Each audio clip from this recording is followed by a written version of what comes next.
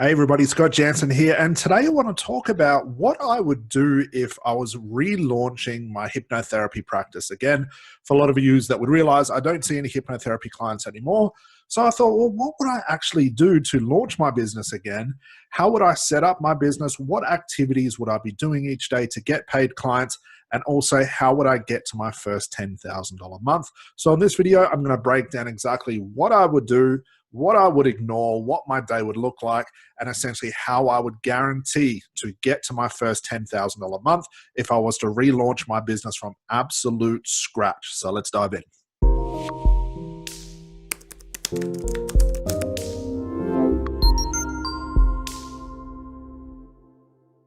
So here we go. So if I had to start again, this is exactly what I'd do. So over to the left here, just in this quick diagram, let me tell you what I wouldn't be spending my time on. I wouldn't be spending any time on building a website, creating a logo, looking at colors, getting professional shots done for my website. I definitely wouldn't put any time into any business cards or flyers or going to business lunches or anything like that. And I definitely wouldn't be giving away free sessions. We know the number one priority for any business, especially launching from absolute scratch, is to get cash and revenue into our business, and that really can't be done if we're giving away free sessions. So I wouldn't be spending any time on any of these things.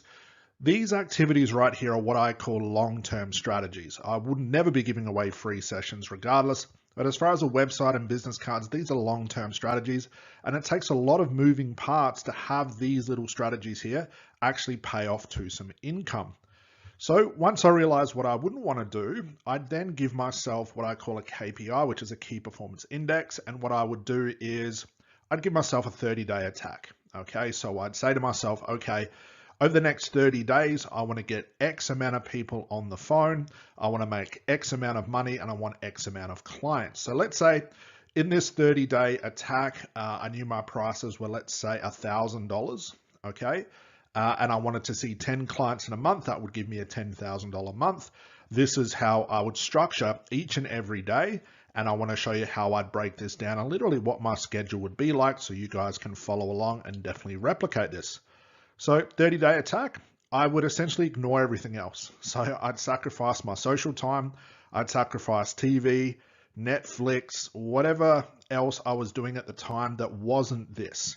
If it's not a part of this schedule right here, which I'll talk you through, it's not going to make the list, and I'm going to sacrifice those things straight away. I'm also going to rinse and repeat daily. Like I'm literally going to get up and do the same thing each and every day to get to my goals. There's going to be no wavering from my schedule. It's literally just doing the same thing each day.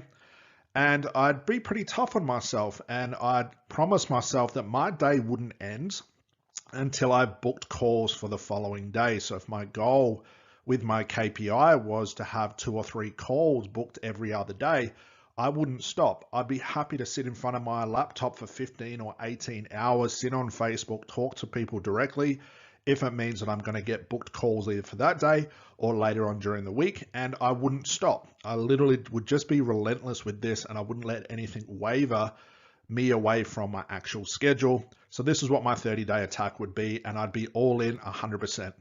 So what would my day look like? Well, first thing I would do is probably the most important part.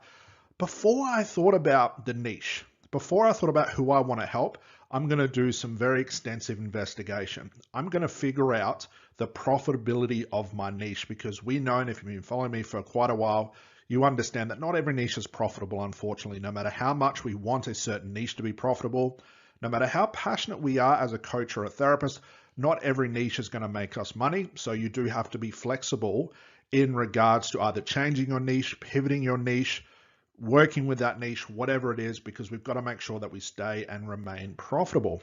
So I do a lot of investigation in my niche. Now, just because my background was in stop smoking, if I was to start again, I wouldn't dive into the stop smoking niche based on the old information that I had over a decade ago, because the market has changed. People have changed. People's motivation has changed. The whole industry changes so often that I'd want to go into this absolutely, just with a blank mind. I'd want to go into this as if I was starting from scratch, as if I'd never had a practice before, and I'm going to investigate my niche to make sure it's profitable.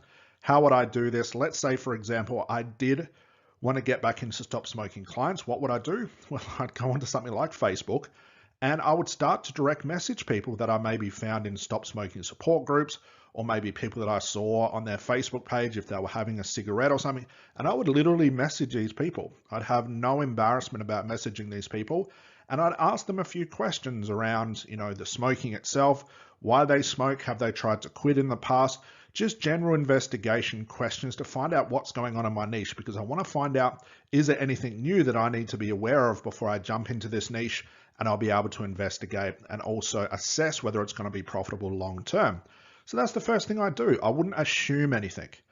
Number two, once I've done my investigation, and let's say I went with the stop smoking niche and I found that to be very profitable again, my next step would be to post on Facebook that I was starting my business again. I would literally just start to build up some hype and that I was going to start seeing stop smoking clients, and I'd make this abundantly clear. I would write on my Facebook, I'm starting my hypnotherapy business again. I can't wait to work with all my stop smoking clients. And I'd build up some hype. I'd put some emojis, some color.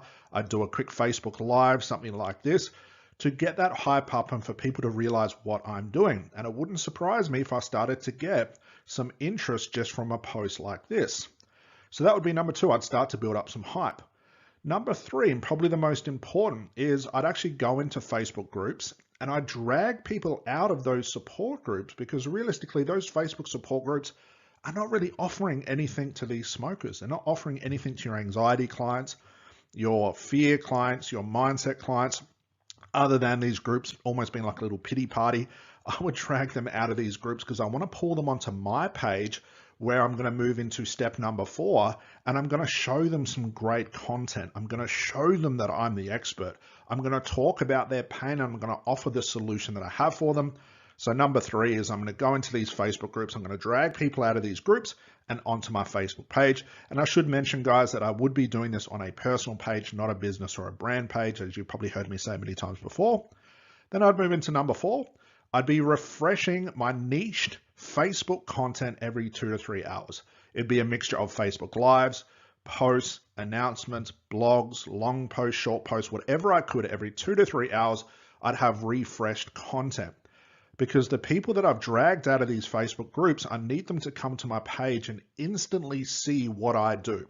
Now, with my content, I'm not going to talk about me.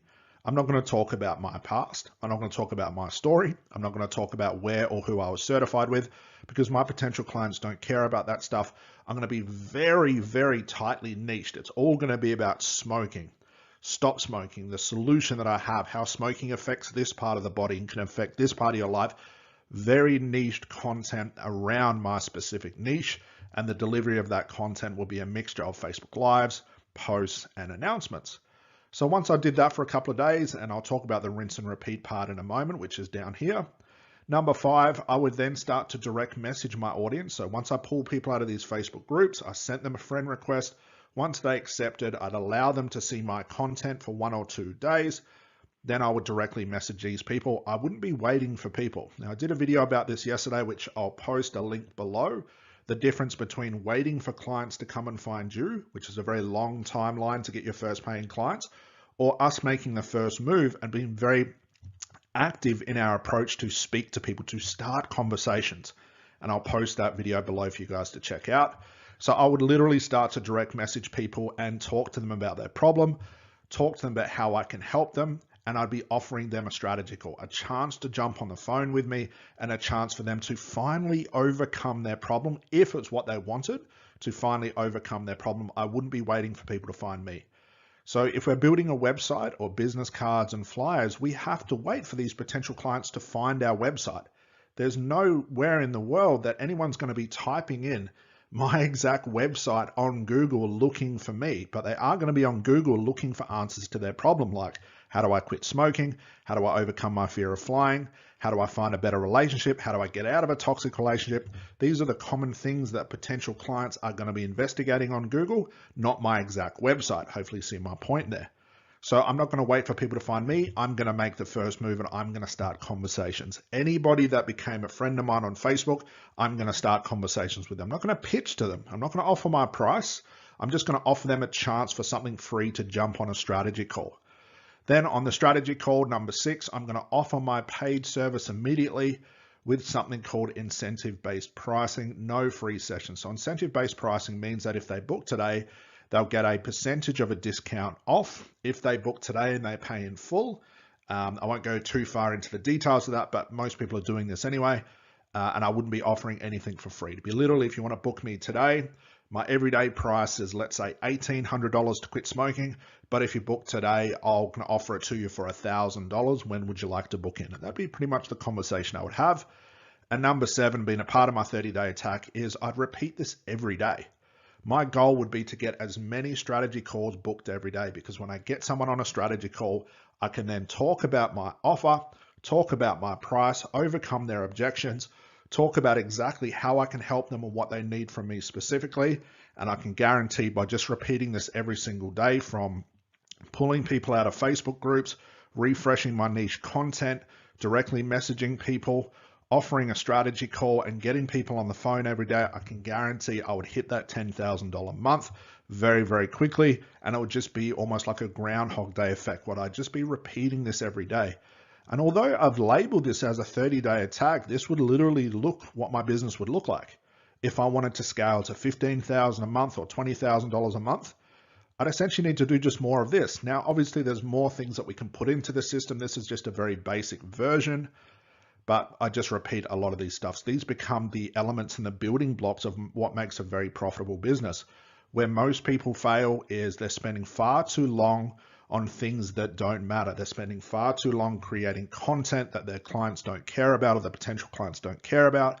They're spending far too long creating the websites, creating the funnels, trying to write Facebook ads, giving away free sessions, going to like a business lunch or a business breakfast and handing out business cards. Too long is spent on things that don't matter, and not enough time on a very active attack to reach your KPIs every single month, and also holding yourself accountable. So very simple. This is what I would do if I had to start again.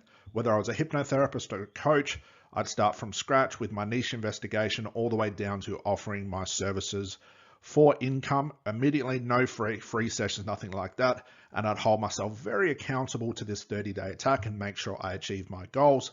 So that's all from me for today, guys. Hope you enjoyed it. I'll see you in the next video. Bye for now.